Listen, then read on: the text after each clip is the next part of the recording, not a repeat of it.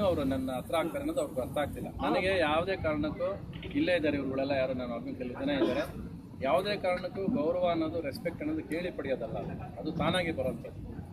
ಅವ್ರು ಹಾಕಿಲ್ಲ ಅಂದರೆ ನಾವು ಸುಮ್ಮನೆ ಇಟ್ಬಿಡ್ಬೇಕು, ತಲೆ ಕೆಡಿಸ್ಕೋಬಾರ್ದು. ಕಟೌಟ್ ಹಾಕ್ಬಿಟ್ರೆ ಏನಾಗ್ಬಿಡುತ್ತೆ, ಪ್ರಯೋಜನ ಇಲ್ಲ, ಮನಸ್ಸಲ್ಲಿ ಇರ್ಬೇಕಲ್ವಾ.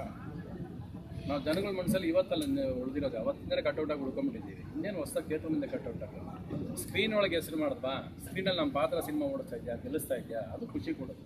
ಕಟೌಟ್ ಹಾಕಲಿಲ್ಲ ಅಂತ ಒಬ್ಬ ಪ್ರೊಡ್ಯೂಸರ್ಗೆ ತೊಂದರೆ ಕೊಡೋದು, ಅವತ್ತು ಹಾಕು ಅನ್ನೋದು, ಗಲಾಟೆ ಮಾಡಿ ಹಾಕ್ಸ್ಕೊಳ್ಳೋದು, ಅದು ನನಗಂತೂ ಖಂಡಿತವಾಗ್ಲೂ ಇಷ್ಟ ಇಲ್ಲ, ನನಗೆ ಬೇಕಾಗೂ ಇಲ್ಲ ಅಂತ.